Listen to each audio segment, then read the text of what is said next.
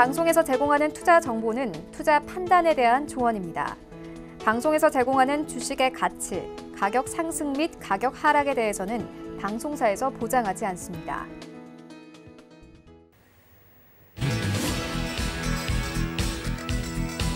안녕하세요. 베스트 트레이딩맨 2부 진행의 도지은, 이수연입니다. 네, 2부의 문도 활짝 열렸습니다. 네. 여러분들 2부에는요, 저희 위원님들의 종목명도 공개가 되고요. 네. 또 거기에 따른 전략까지 세워드리고 있으니까 저희와 끝까지 함께해 주시면 좋을 것 같습니다. 오늘 시장 같은 경우는 일부에서 위원님들이 자세하게 설명해 주셨지만 하락을 했습니다. 오늘 맞습니다. 어떤 이유 때문에 하락을 했는지 설명 좀 부탁드릴게요. 네, 코스피 시장 먼저 살펴보시죠. 오늘 국내 증시는 전일 미국에서 코로나 치료제 임상시험을 중단했다는 소식과 함께 부산에서 코로나 집단 감염이 발생했다는 소식에 하락세가 나타났습니다. 코스피는 0.94% 하락한 2,380포인트로 장을 마감했습니다. 수급에서는 외국인과 기관의 동반 매도세가 연출되면서 시장 하락이 압박받았습니다만 외국인은 IT 섹터에 대해서 지속적인 매수를 해주는 모습이었습니다. 특히 기관의 연기금에 강한 매도세가 이어지면서 오늘 3,700억대를 팔았습니다. 네, 코스닥 시장도 코로나로 인한 투자 심리 악화로 1.2% 떨어진 861포인트의 거래 마쳤는데요.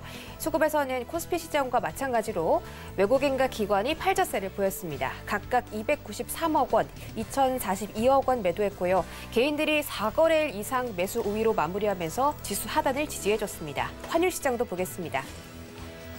네, 이날 한국은행 총재가 그동안 원화의 강세폭이 상대적으로 제한적이었다고 말하면서 유가 증권 시장이 하락했음에도 불구하고 원달러 환율이 소폭 하락했습니다. 종가는 1,146원 90전에 형성됐습니다. 여기까지 시세 만나봤습니다.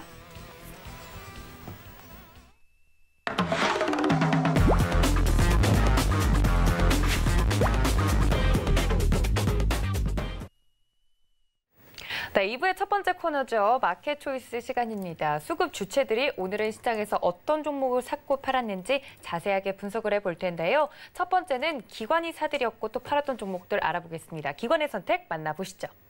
외국인의 선택이죠. 아이고, 제가 수급 주체를 헷갈렸네요. 네, 괜찮습니다. 외국인 먼저 만나보도록 하겠습니다. 외국인의 선택 보시죠. 네, 오늘 외국인이 양시장에서 사고 팔았던 종목들입니다. 코스피와 코스닥에서 각각 LG디스플레이와 동국산업을 순매수해줬고요. 또 코스피 시장과 코스닥 시장에서 각각 삼성엔지니어링과 BH를 순매도했습니다. 네, 외국인 같은 경우는 굉장히 중요한 수급 주체이기 때문에 가장 먼저 알아보도록 하겠습니다. 먼저 양시장에서 LG디스플레이와 동국산업을 각각 사들였는데요. 외국인이 우리 시장에서 어제까지는 좀 들어오다가 오늘은 빠져나가는 모습이었잖아요, 위원님. 네. 이 두 종목은 왜 들어왔을까요? 아마 좋아질 거예요. LG디스플레이 같은 경우는 네. 굉장히 고생을 했죠. 이게 2018년까지 그냥 3만 원 이렇게 있다가 10,000원도 깨졌었어요. 깨졌던 이유가 이 장치 산업은 정말 힘든 게 미래의 수익을 위해서는 계속 재투자를 해야 돼요. 그렇죠. LCD 산업이 전형적인 장치 산업, 반도체도 마찬가지고요. 그래서 뭐 1조를 벌었다. 그럼 보통 캐펙스 투자의 반 이상을 넣습니다. 그러니까 현금 흐름은 영업이익하고 전혀 다른 그런 결을 내와야 지금의 캐파를 유지하는데 디스플레이 산업은 중간에 변화가 많았어요. LCD가 이제 중국에서 정부 보조금으로 따라오다 보니까 그동안에는 기술 격차로 우리가 삼성과 LG가 2016년까지 계속 초격차 전략으로 이제 고급품, 큰 대면적 8.5인치, 8.5세대 여기까지는 따라갔는데 중국이 바로 10세대로 뛰어넘어가면서 따라오니까 LCD가 이제 사양 산업이 된 거예요. 근데 철수를 할 수가 없는 게 이게 주력인데 OLED는 아직 멀었고 삼성하고 다르게 LG 디스플레이는 LG전자가 휴대폰을 못 팔아요. 그러니까요. 그러다 보니까 이제 OLED 소형을 개발을 할 수가 없어요. 이게 굉장히 많은 캐펙스가 들어가는데 선택 결정을 못 내리고 대면적만 대응을 했어요. 그래서 파이터 OLED만 하다가 이제 LCD가 급격하게 무너지니까 LCD가 무너지면서 뭔 일이 생기느냐 하면 기업 실적이 곤두박질 치기 시작합니다. 이걸 왜 자세히 말씀드리느냐 하면 기업이라는 게 한번 망가지면 어떤 모습을 보이는지 보시면 이제 계속 적자가 나요. 적자가 나는데 조 단위로 납니다. 당기순이익은 더 커요. 왜냐하면 현금흐름이 안 나오니까 차입금이 늘어날 수밖에 없어요. 그래서 부채가 쭉쭉 늘어납니다. 안 좋은 과정을 쭉 밟고 있는 거예요. 지금까지 밟고 있고. 그런데 이제 기사회생을 했어요. 애플에서 휴대폰을 이제 출시를 하면서 원래 LG 디스플레이에서 이 초도 물량을 실패를 했어요, 작년에. 네. 그래서 이제나 저제나 이제 애플폰이 나오길 기다렸는데 그게 팬데믹 때문에 상반기가 늦춰지고 하반기에 나와서 그래서 그동안 파주 공장에서 이루어졌던 게 이제 드디어 파주 공장에 이제 돌아가는 거죠. 자, 언제까지 돌아갈까요? 일단은 뭐 수주가 터졌으니까 살아날 거는 같아요. 과거의 영광을 찾기는 어렵겠지만 외국인이 오늘 제법 들어왔네요. 83만 주면은 근래에 제법 크게 들어왔는데 일단 컨센서스 편차가 굉장히 커요. 분기 이익단에 대해서 무슨 뭐 아직도 적자라는 쪽과 뭐 1,000억 이상 난다는 쪽에 편차가 많아서 이걸 좀 봐야 알겠지만 일단 최악의 상황은 면한 것 같습니다. 최악의 상황을 면했다면 죽을 줄 알았던 기업이 살아나면 턴 어라운드에서 일정 수준 반등을 합니다. PBR 개념으로 해서 일정 수준 올라올 텐데 현재 PBR이 어느 수준이냐면 0.5예요. 그러면 한 0.7 수준까지는 올라오겠다 본다면 한 2만 원 수준까지 한번 트라이하는 게 적절해 보입니다. 네, 그렇다면 그다음 동국산업도 한번 봐주시죠, 위원님. 동국산업은 지주산업이죠. 동국 SNC 풍력 테마에 묶여서 네. 올라가는데 동국산업은 그 자체 본업은 그냥 잠깐만요. 이게 동작이 안 돼서 네. 고쳤습니다. 냉형 강판 판매 뭐 이런 거를 해요. 그러니까 풍력이랑은 또 다른 거네요. 자회사를 통해서 하는 거예요. 네. 주력은 이거고 이제 신재생에너지 사업을 또 하죠. 그래서 요새 그린 테마에 힘을 얻어서 이제 모멘텀 플레이 중입니다. 근데 우리가 항상 모멘텀 플레이를 하더라도 본업의 경쟁력을 봐야 되는데 모멘텀 플레이를 하니까 이것도 마찬가지로 타겟은 PBR 밸류로 보면 좋아요. 그동안 철강업이나 이쪽은 굉장히 그 저평가를 받아서 0.3 뭐 이렇게 놀다가 요새 올라와서 0.53까지 올라왔어요. 맥시 보면 0.7입니다. 지금 본업의 경쟁력을 보면은 별도 기준으로 보면은 그저 700억 이익에 한 몇십억 나오는 거예요. 시가총액이 현재 시가총액하고 항상 비교를 해보셔야 됩니다. 이 기업의 적정 가치를 보려면 시가총액이 2천억인데 500억, 600억 매출에 30억을 낸다. 나머지는 프리미엄이다. 이렇게 보시면 되고요. 연결로 붙여서 지배주주 순이익을 보면은 그냥 50억 단위예요. 지금 프리미엄이 많이 붙었구나 이렇게 생각하시면 됩니다. 적당히 트레이딩 관점에서 접근하시는 게 좋아 보입니다. 알겠습니다. 양시장에서 외국인이 오늘 순매수가 나왔던 종목들 자세하게 설명을 드렸습니다. LG 디스플레이 같은 경우는 채팅창에서 우리 수은앵커가 말하는 것처럼 7분기 만에 지금 턴어라운드 네. 소식이 나오고 있다고 하니까요. 좀 눈여겨볼 만한 종목과 매매적으로 접근할 종목 구분하셔서 챙겨가셨으면 좋겠습니다. 네, 반대로 외국인이 순매도했던 종목도 있습니다. 삼성 엔지니어링과 BH가 있는데 BH가 특히 오늘 7%가량 크게 하락했습니다. 애플 관련주로 묶여서 오늘 애플 관련주들이 좀 기복을 면치 못했는데 어떻게 보실까요, 우리 위원님께서? 삼성 엔지니어링 먼저 설명해 주시죠. 예, 일단 뭐 삼성 엔지니어링 건설업종 자체가 개별적인 그런 이슈를 가지고 있는 중소 건설사들 같은 경우는 그래도 선별적인 흐름들이 좀 나왔는데 대부분 국내 이 건설사들 같은 경우는 주가의 흐름들이 썩 좋지는 않았었어요. 근데 이제 그 중에 삼성 엔지니어링 같은 경우는 매도세가 좀 많이 나왔어요. 매도세가 오늘 같은 경우도 38만 주 정도가 좀 나왔는데 사실 이게 대량으로 좀 나온 부분들은 있어요. 30만 주대까지 매도세가 좀 계속적으로 나왔던 그런 부분들이 있는데 최근 들어서 이 9월 달 접어들면서 매도세가 더 늘어나는 꾸준하게 매도가 좀 나와주는 그런 모습들을 보여주고 있는데 플랜트 쪽에 주력으로 좀 하고 있는 그런 상황들이에요. 삼성엔지니어링 같은 경우는. 그러다 보니까 이제 국내의 주택 보급이라든가 이런 부분들에 있어서는 좀 부족할 수도 있고 모멘텀이 좀 약한 그런 부분들이 좀 있어 보여요. 그러다 보니까 주가는 좀 탄력을 받지는 못하는 그런 상황들이고 그러다 보니까 매도세가 좀 출회가 되는 그런 모습들을 좀 보이는 게 아닌가라고 좀 판단이 돼요. 실적도 아마 상당히 좀 줄어드는 그런 모습들을 좀 보였을 거예요. 줄어드는 그런 모습들을 좀 보여주고 이제 올해보다 내년도에 서서히 좀 회복을 해 나가는 그런 모습들인데 사실 이게 삼성엔지니어링 같은 경우 실적을 보더라도 2015년도에 대규모 적자 이후에 이제 돌아서는 그런 모습들을 좀 보였거든요. 그러면 2016년도 때부터 돌아서는 그런 모습들을 보였는데 그 이후로 주가의 흐름들은 지지부진한 그런 모습들을 좀 보여주고 있어요. 아직까지 투자를 해야 되겠다 뭐 그러한 포인트는 나오고 있지가 않은 것 같아요. 그렇기 때문에 대체적으로 좀 보게 되면 한 발 물러서서 보는 그런 전략이 좀 좋지 않을까라고 좀 판단이 되고요. 사실 이게 개인 투자자분들 같은 경우에 많이 빠져 있을 때 매수를 하시는 분들이 좀 많아요. 근데 이제 대부분의 업종 자체가 좋지 않은 그런 상황이 있을 때는 매수를 하는 것보다는 확인을 하고 매수를 하는 게 좀 좋을 것 같거든요. 수급 쪽으로 보나 지금 현재 업황 쪽으로 보나 업황은 좀 바닥을 다져 나간다라고 좀 보여지긴 하지만 수급적인 부분들은 이렇게 썩 좋은 그런 부분들은 아니에요. 그렇기 때문에 신규로 뭐 접근을 한다거나 뭐 하실 분들이라면 지금은 좀 관망을 하면서 보는 게 좋지 않을까라고 좀 판단이 되니까 네.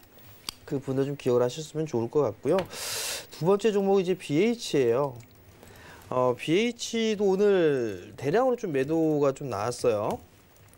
대량으로 좀 매도가 나왔는데 오늘 7%대 급락이 나왔어요. 그러면 BH 이외에 좀 관련주를 좀 보게 되면 네. 삼성전기가 있어요. 애플 쪽에 있어서는 삼성전기가 있고요. 수급은 뭐 나쁘진 않았어요. 그다음에 LG이노텍도 있고요. LG이노텍 같은 경우도 수급에 있어서는 그리 썩 나쁜 그런 부분들은 아니었었어요. 근데 BH가 상대적으로 좀 많이 큰 물량의 좀 매도가 나왔어요. 뿐만 아니라 기관 쪽도 대량 매도가 좀 나와주는 그런 모습들을 보였는데 유일하게 이 BH만 상당히 좀 양매도가 좀 나오면서 급락이 나와주는 그런 모습들을 보였는데 차트를 봐도 올라가는 그런 부분들은 없어요. 월봉 차트를 좀 보게 되면 지금 이 만 원대 중반 13,000원대 이후에 그러니까 13,000원부터 25,000원 이 자리대까지에 있어서의 박스권역일 것 같아요. 근데 이제 애플이 공개가 되고 뭐 특별한 부분들은 없었다 뭐 그런 얘기들이 좀 나오고 있는 상황이라 차익 매물이 좀 쏟아진 그런 상황들이고 아무래도 2만 원짜리대 뭐 2만 원짜리대는 그래도 좀 지지를 해주지 않을까라고 좀 판단이 되는데 BH 같은 경우도 실적이 내년도에는 좋을 것으로 좀 예상을 하고 있어요. 삼성전자뿐만 아니라 애플에도 공급을 하지만 삼성전자에도 좀 공급을 하고 있는 그런 상황들이기 때문에 그래서 BH가 실적에 있어서 돌아서는 그런 모습들은 좀 나올 수 있지 않을까라고 좀 판단이 되거든요. 네. 만약에 오늘 7%가 빠졌고 내일 한 번 더 밀린다라면 이거는 매도로 대응하는 부분들이 아니라 받아야 되지 않을까? 저는 개인적으로 좀 그렇게 좀 보고 있어요. 왜냐하면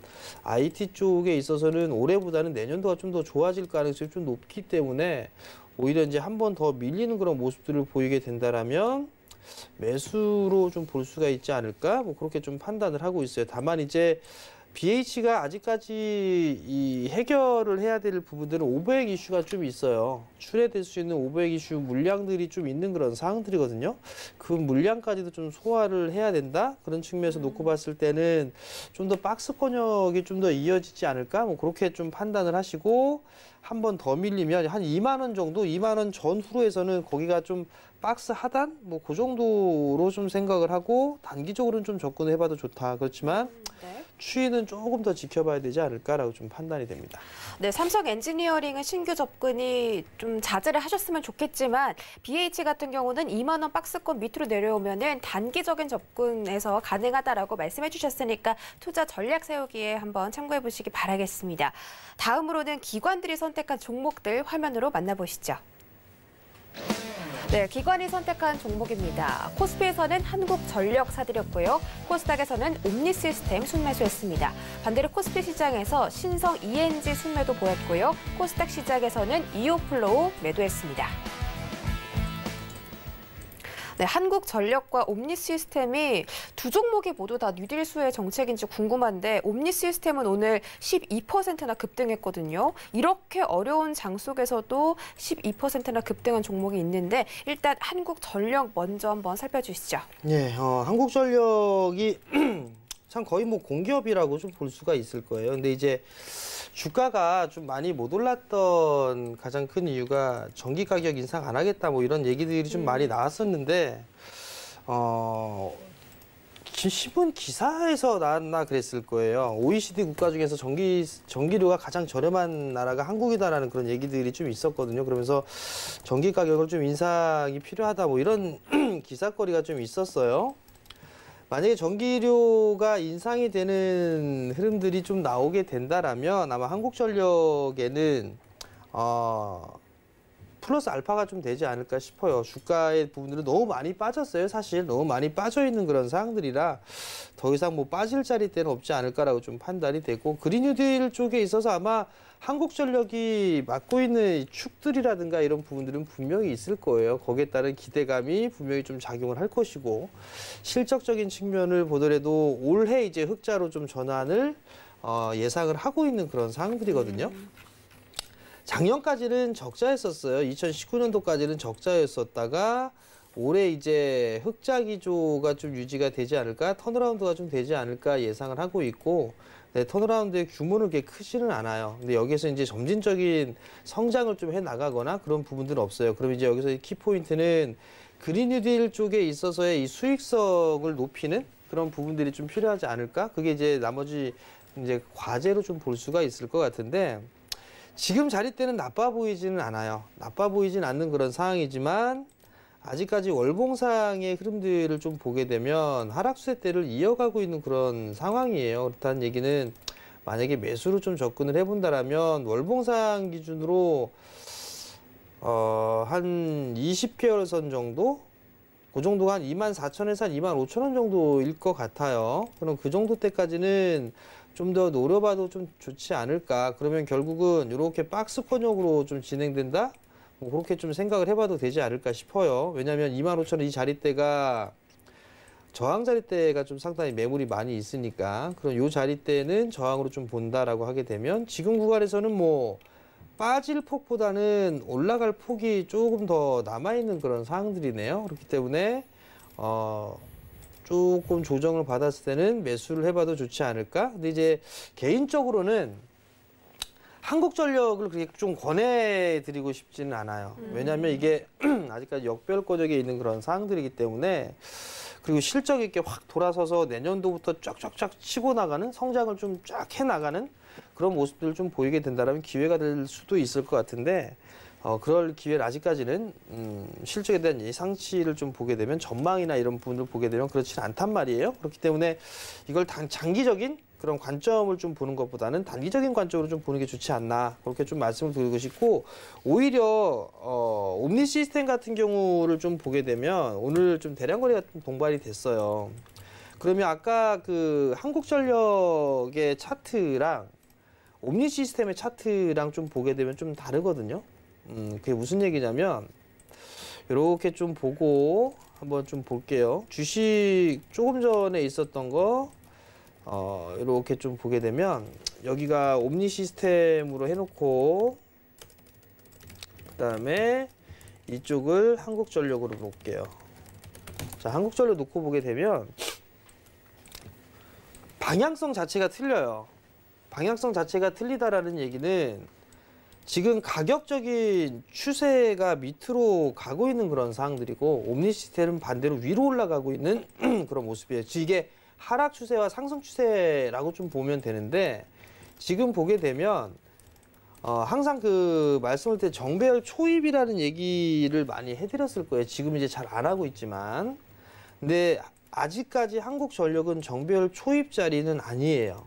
하락 추세가 끝나고 난 이후에 이제 기간 조정 형태로 들어가는 그런 상황이에요. 근데 옴니 시스템 같은 경우는 하락 추세 때가 끝나고 그리고 기간 조정까지도 들어갔다가 움직여주는 상황이에요. 그리고 기술적인 흐름들을 보더라도 정배열 초입 권역에서 시세의 흐름들이 좀 나기 시작을 했고 거래량이 터지기 시작했단 말이에요. 근데 한국전력 같은 경우는 하락 추세에서 기간 조정으로 들어가 있는 상황이지만 거래량 자체는 늘어나진 않고 있다는 얘기거든요. 그렇다는 얘기는 오히려 한국전력을 택하는 것보다는 이 옴니 시스템처럼 차트의 모양새를 만들어 놓은 그런 기업들이 훨씬 더 낫다라고 좀 보면 좋을 것 같아요. 만약에 이게 옴니 시스템 자체가 스마트 그리드에 우리가 테마가 좀 많아요. 그러면 한국전력도 스마트 그리드에 관련 종목군들이 있어요.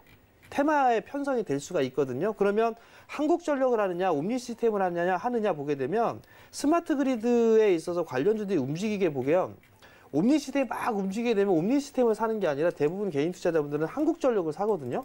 근데 차트로는 대장을 해야 돼요. 한국전력을 사는 것보다는 옴니 시스템을 사야 돼요. 다만 이제 너무 이격이 이제 오늘 급등이 나왔으니까 이격이 벌어지기 시작한단 말이에요. 그러면 조정을 좀 기다려야죠. 조정을 기다리는데 그 어떠한 조정을 기다리는지를 모르겠다라고 하시는 분들이 좀 많아요. 그러면 가장 차트를 놓고 났을 때 가장 짧게 보는 이동평균선이 아마 5일선일 거예요. 아마 개인 투자자분 다 5일선에 붙여서 사세요.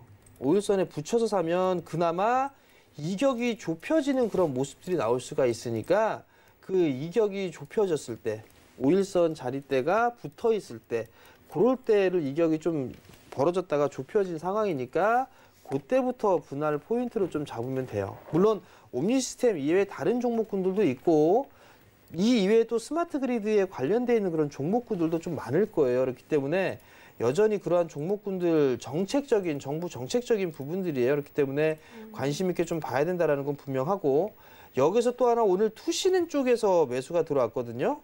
투신이 또 돈질은 또 기가 막히게 해요.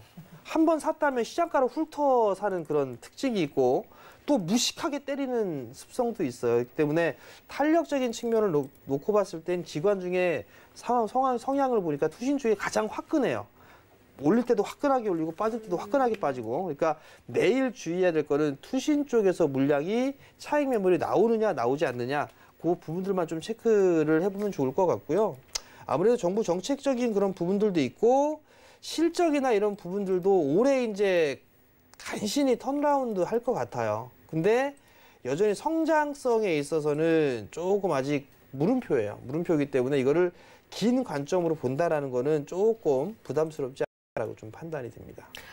네, 정말 좀 뜻깊은 시간이었던 것 같습니다. 한국전력과 옴니 시스템 이 차트 두 개를 꼼꼼하게 비교를 해가면서 여러분들께 설명을 드렸기 때문에 어떤 차트가 매수 진입하기에 더 유리한지 저희가 체크를 해볼 수가 있었습니다. 또 5일선에 붙여서 사라 이런 말씀도 해주셨고요. 옴니 시스템 같은 경우는 기관 투신 쪽에서 강하게 매수나 매도가 나오고 있기 때문에 내일 기관 투신이 물량을 출회하는지까지 살펴보시면 좋을 것 같습니다. 이런 중요한 이야기들을 여러분들이 장중에도 접하시면 정말 좋을 것 같습니다. 지금 이렇게 차트 분석하는 거 보셨으면 아실 겁니다.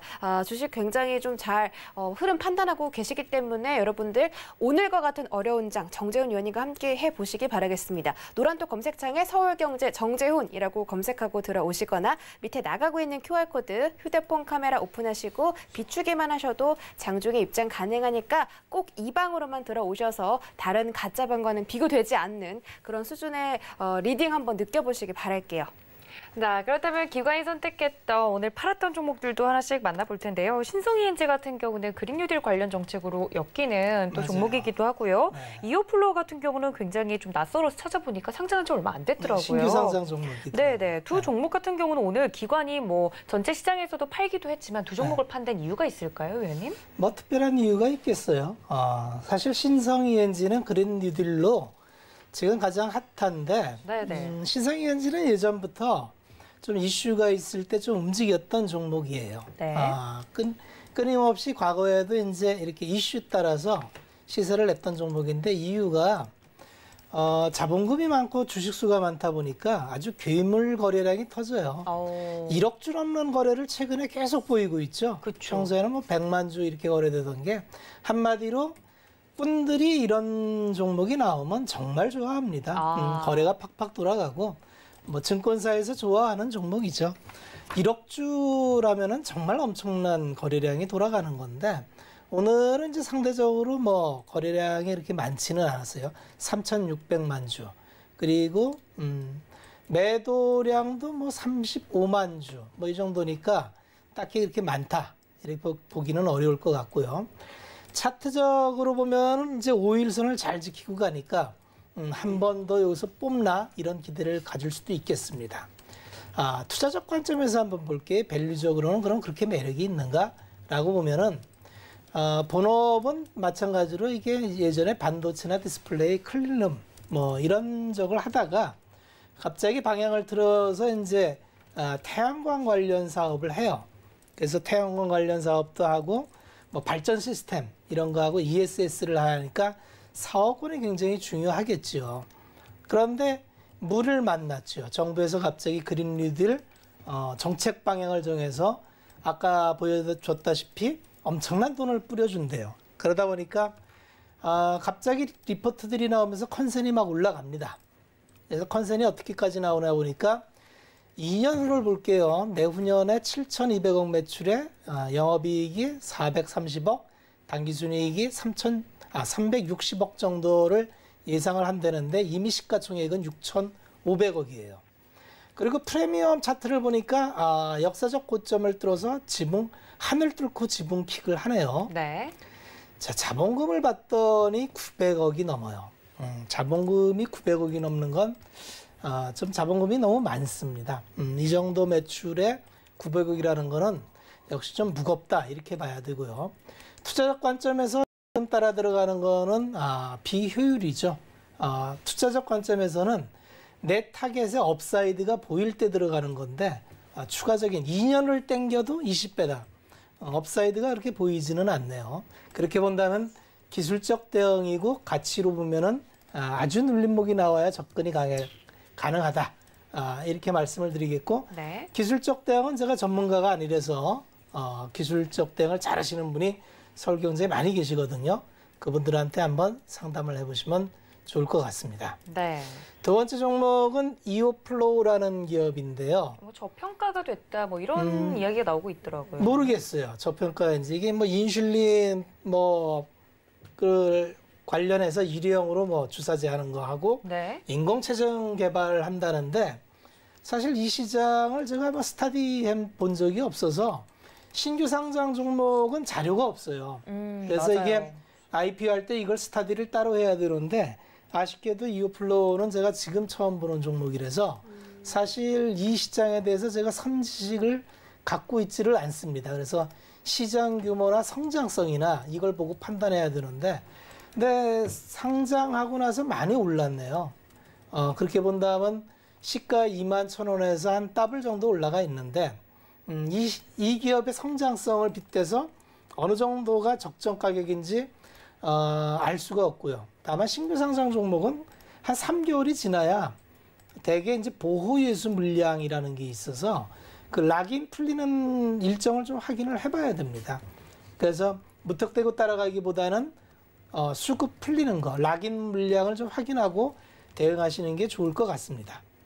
알겠습니다. 이렇게 두 종목에 대해서 자세하게 또 설명을 드렸습니다. 박원재 위원님께서 말씀을 해주셨던 것처럼 뭐 매매적으로, 차트적으로 보시는 분들도 있지만 박원재 위원님 같은 경우는 좀 길게 중장기적으로 가치적으로 투자하는 방법에 대해서 늘 이야기를 해주고 계시는데요. 노란톡 들어오시면 좀 더 자세한 이야기를 나눠보실 수 있습니다. 서울경제 박원재 검색을 하시고 들어오시거나 하단에 나가고 있는 QR코드 화면에 비추시기만 해도 바로 입장이 가능하니까요. 들어오셔서 이렇게 좀 중장기적으로 멀리, 아까도 정말 일부에서 금쪽 같은 이야기들 해주셨어요. 복리의 힘을 제대로 느껴보고 싶으신 분들 들어오셔서 도움 말씀 받아가시면 좋겠습니다. 자, 그렇다면 오늘 같은 경우는 기관의 선택까지 만나봤으면 그 다음은 개인의 선택인데요. 개인들이 선택했던 종목들도 함께 만나보시죠. 네, 기관이 선택한 종목들입니다. 코스피와 코스닥 시장에서 개인들은 KB금융과 시스웍을 사들였고요. 또 오늘 개인들이 팔았던 종목들은 삼성전자가 이름이 거론되어 있네요. 코스피 시장에서 삼성전자 순매도 나와줬고 코스닥 시장에서는 S맥 팔았습니다.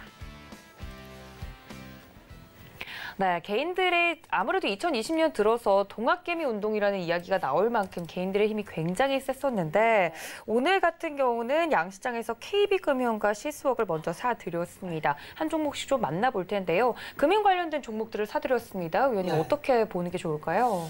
글쎄요. 이 은행주는 참 계륵이에요. 이렇게 떨어져도 안 오릅니다. 결국 은행주라는 거는 이제 정책적인 부분이 있고요.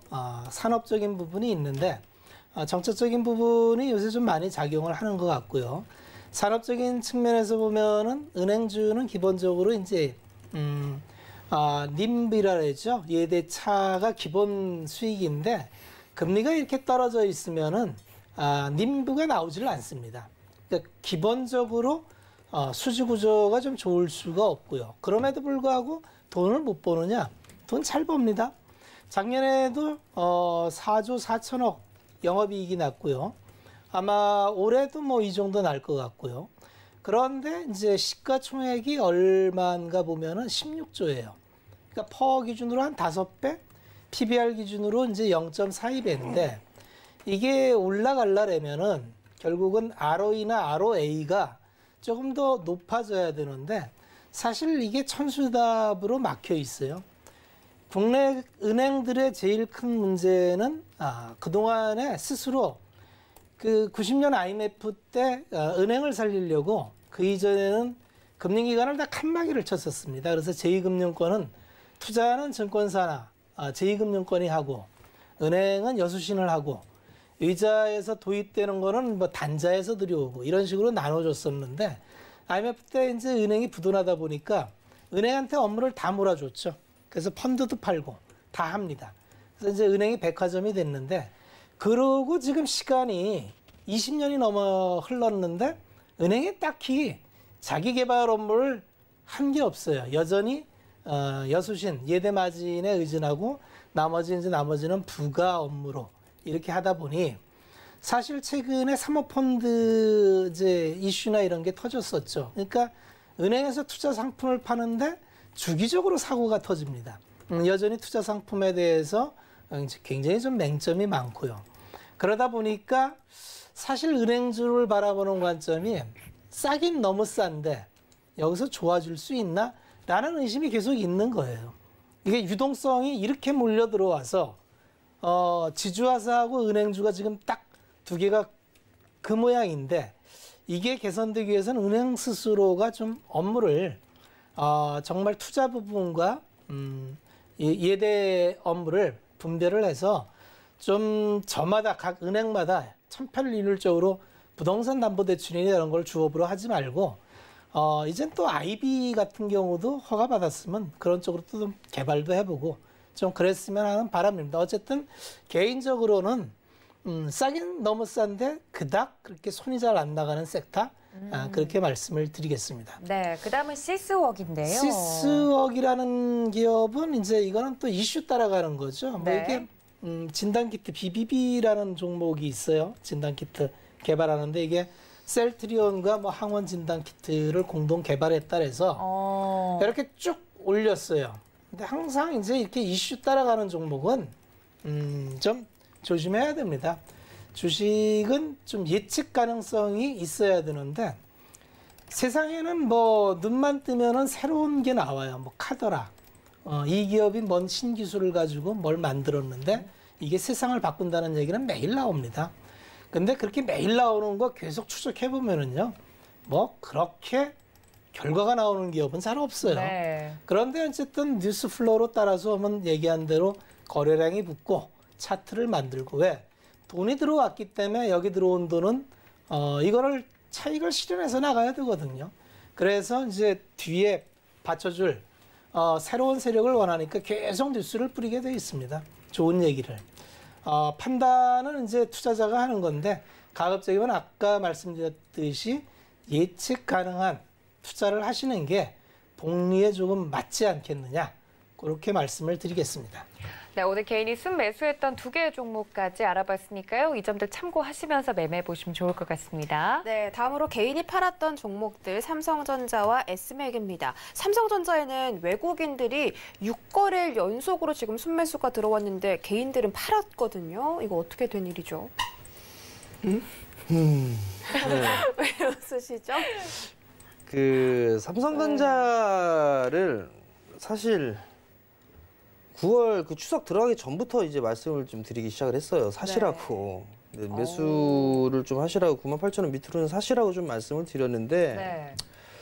어찌됐든 간에 개인 투자자들의 매도 상위 종목에 좀 들어와 있는 그런 사항들이에요.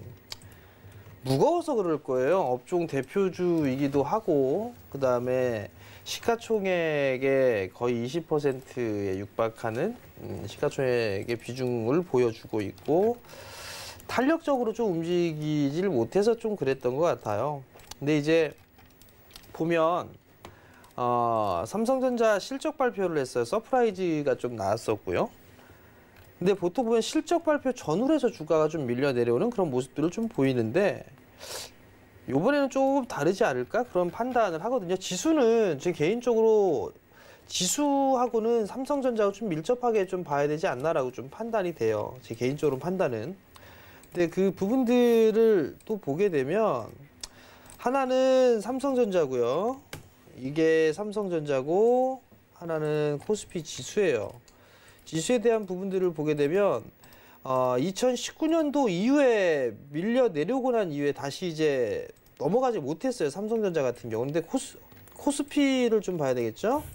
코스피 같은 경우 넘어서는 그런 모습들을 좀 보였거든요. 그러면 이 코스피가 버티려면 삼성전자가 어느 정도 키높이를 좀 맞춰주는 그런 모습들을 좀 보여야 되지 않을까 싶어요. 물론 다른 이 기업들에 있어서 서프라이즈한 실적이 좀 나오거나 하게 된다라면 다른 기업들도 움직이겠죠. 근데 삼성전자는 솔직히 싸요. 싼 부분들이 있어요. 근데도 못 올라가는 그런 부분들은 사실 좀 안타까운 그런 부분들인데 저는 개인적으로 이번에는 신고가의 숫자는 한번 바뀔 수 있다라고 좀 판단하고 있거든요.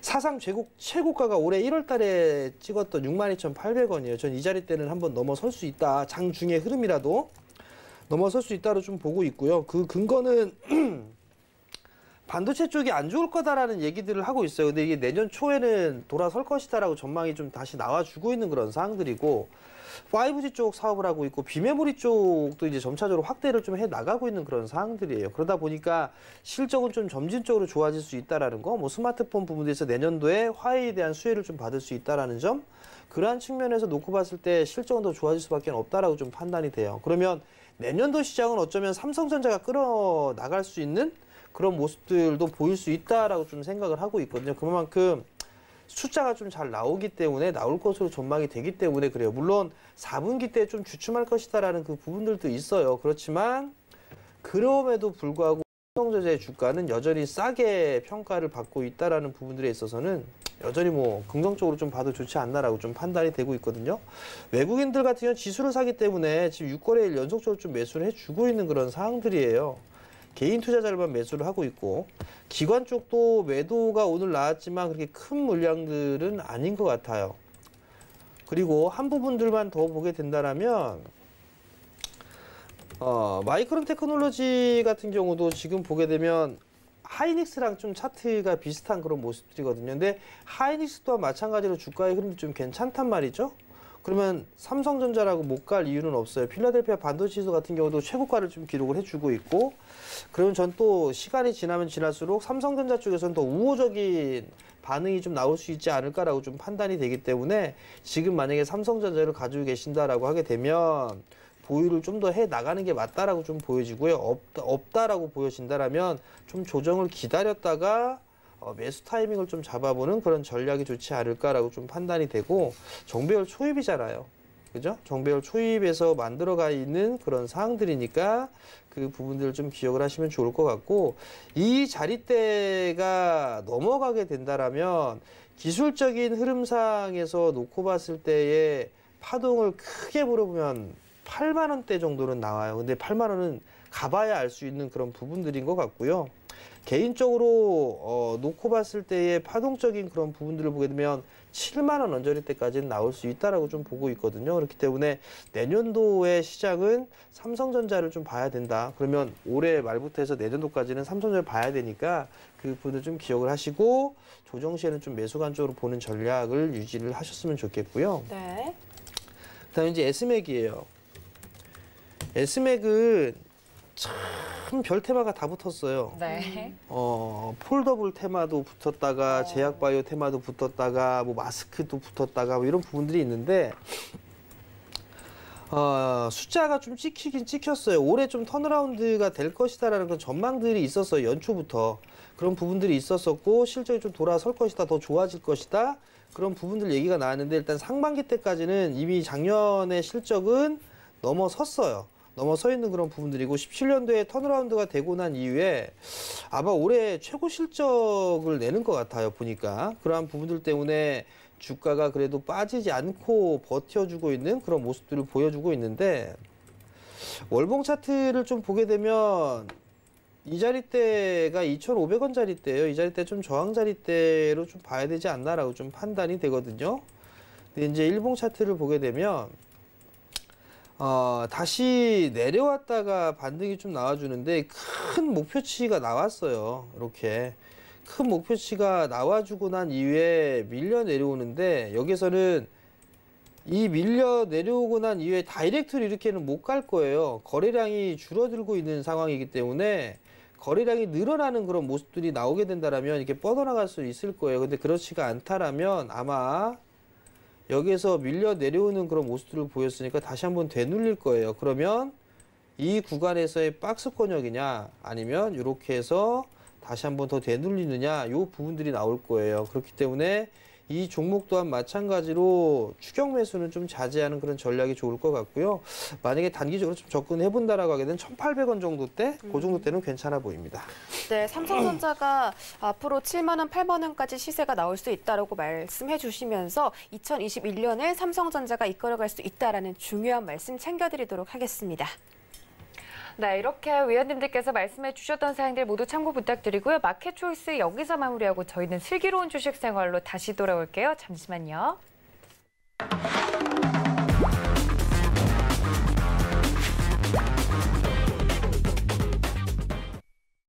네, 노후를 준비할 수 있는 주식 어떤 종목을 위원님들께서 준비를 하셨는지 오늘도 굉장히 궁금합니다. 일단 네. 박원재 위원님께 먼저 여쭤봐야 될 것 같은데, 네. 위원님 오늘 준비해 주신 종목명 바로 공개해 주시죠. 네, 카메라 모듈 회사예요. 네, 맞추신 분이 계시더라고요. 넥스. MC넥스 역시. 저는 굉장히 그 타이틀을 숨기지를 못해서 타이틀 보면 다 알아요. 카메라 섹터는 확실하게 이제 좀 상반기에 모바일하고 아주 밀접하게 산업이 진행이 될 수밖에 없죠. 그래서 사실 그 삼성이 추구하는 1등 전략 중에 또 하나가 이제 소니하고 경쟁을 벌이는 이미지 센서가 있습니다. 이미지 센서도 2030년에 1등을 하겠다고 탈환을 했죠. 이미지 센서가 따라가는 건 당연히 이제 카메라 모듈 단이고요. 이 이미지 센서를 강화하기 위해서 이제 화성에 있는 공장을 이제 디램 공장을 평택 캠퍼스로 옮기고 그쪽을 이미지 센서 전용으로 지금 돌리고 있다는 거는 삼성의 의지를 반영하는 거고요. 그 중에 특히 고화소, 1억 화소 이상을 때린 거는 이제 마케팅 측면이었죠. 원래 고화소를 때리면 이제 픽셀의 용량을 잡아먹어서 이게 굉장히 좀 컨트롤하기가 어렵습니다. 그거를 또 근데 빈 인이라나 그걸 또 모아서 하는 기술로 모아서 해결을 했어요. 그래서 삼성전자 최근에 갤럭시 20인에 나오면은 1억 화소나 5,600만 화소 이렇게 나오는데 폴디즈 줌으로요. 그래서 상당히 이제 이 분야가 앞으로 중저가 폰까지 확산이 되면서 또 한 번 카메라 모듈 업체한테는 모멘텀이 될 수 있는 기회가 왔습니다. 두 번째는 화웨이가 어쨌든지 글로벌 2위를 점하고 연산으로 2억 4천 대. 휴대폰은 역성장을 하고 있어요. 한 13억대까지 나가다가 최근에는 뭐 한 10억대 초반 이렇게 떨어졌는데 그럼에도 불구하고 화웨이의 공간은 틀림없이 중국권의 이제 비보나 오포, 샤오미 이런 데가 차지할 거지만 유럽이나 인도, 특히 인도 이쪽 영역이 삼성전자가 침투할 확률이 굉장히 많습니다.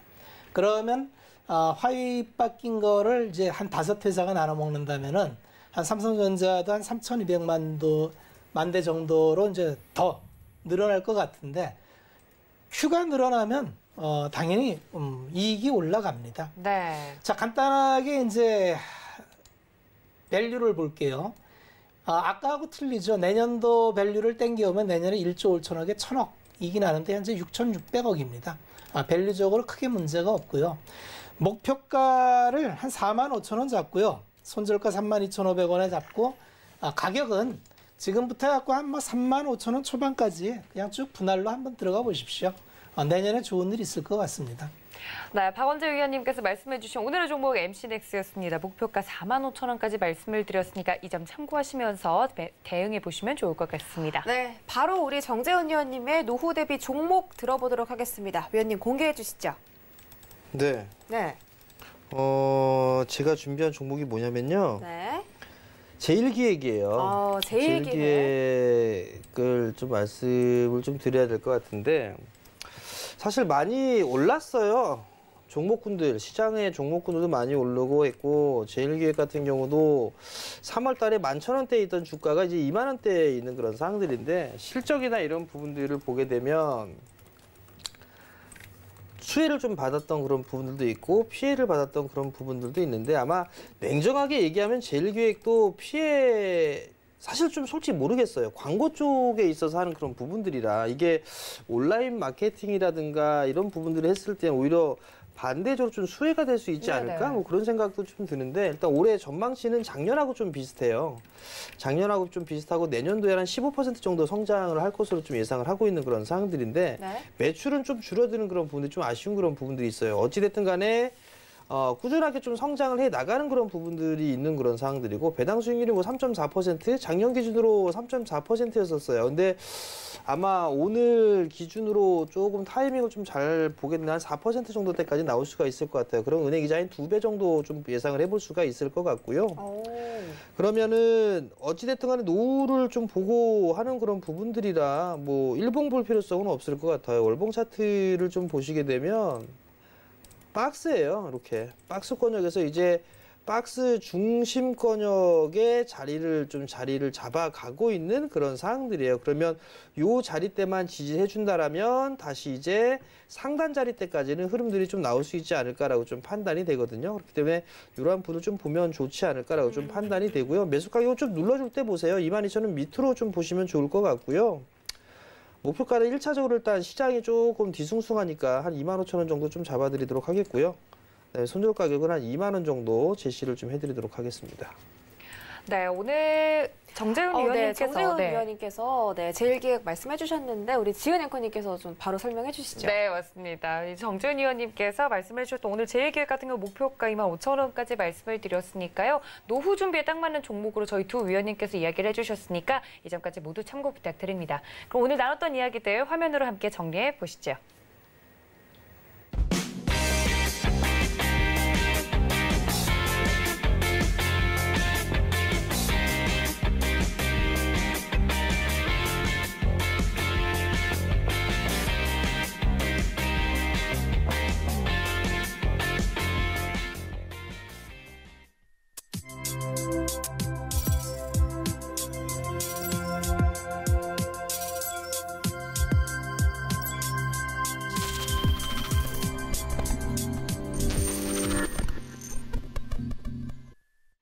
네, 오늘 2시간 동안 알찬 이야기 전해주신 저희 위원님들 보내드리면서 인사 말씀 나누겠습니다. 위원님들 고맙습니다.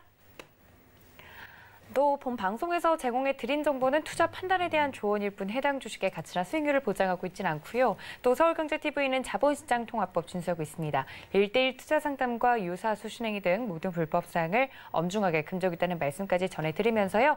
이어지는 심야 상담소에서도 여러분들 고민 해결을 위해서 많은 준비하고 계시니까 끝까지 시청 부탁드립니다. 그럼 오늘 저희가 준비한 소식은 여기까지입니다. 시청해주신 여러분 고맙습니다.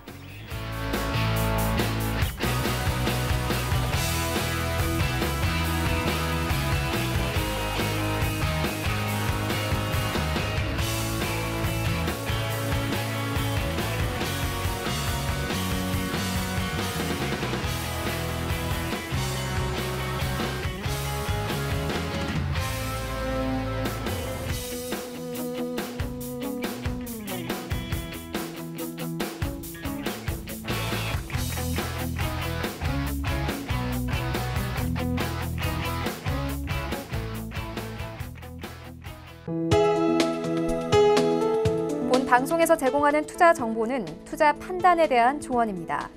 방송에서 제공하는 주식의 가치, 가격 상승 및 가격 하락에 대해서는 방송사에서 보장하지 않습니다.